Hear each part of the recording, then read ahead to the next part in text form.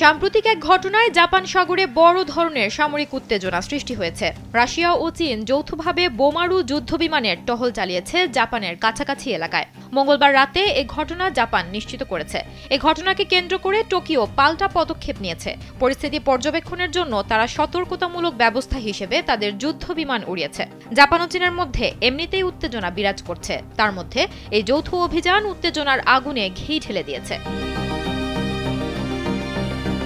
Sandalina so, রূপচর্চায় আভিজাত্য।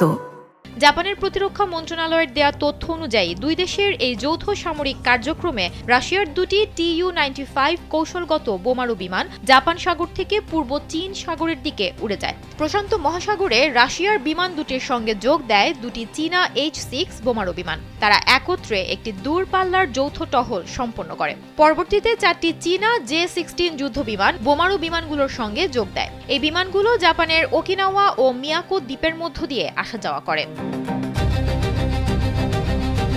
প্রতিরক্ষা মন্ত্রণালয় আরও জানিয়েছে, জাপান সাগরের একই এলাকায় রাশিয়ার বিমান বাহিনীর অন্যান্য কার্যক্রমও শনাক্ত করা হয়েছে। সেখানে একটি A-50 আগাম সতর্ককারী বিমান এবং দুটি SU-30 যুদ্ধবিমান উঠছিল।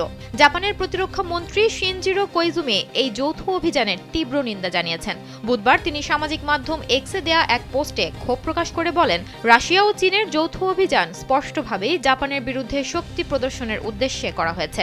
এটি তাদের জাতীয় নিরাপত্তার জন্য গুরুতর উদ্বেগের বিষয়। তবে কৌজুমি আরও নিশ্চিত করেন যে জাপানের যুদ্ধবিমানগুলো কঠোরভাবে আকাশসীমা শনাক্তকরণ করেছে এবং দেশের প্রতিরক্ষা সংক্রান্ত সমস্ত নিয়ম ও প্রোটোকল মেনে চলেছে। সুমনা মোস্তফা, কালবেলা।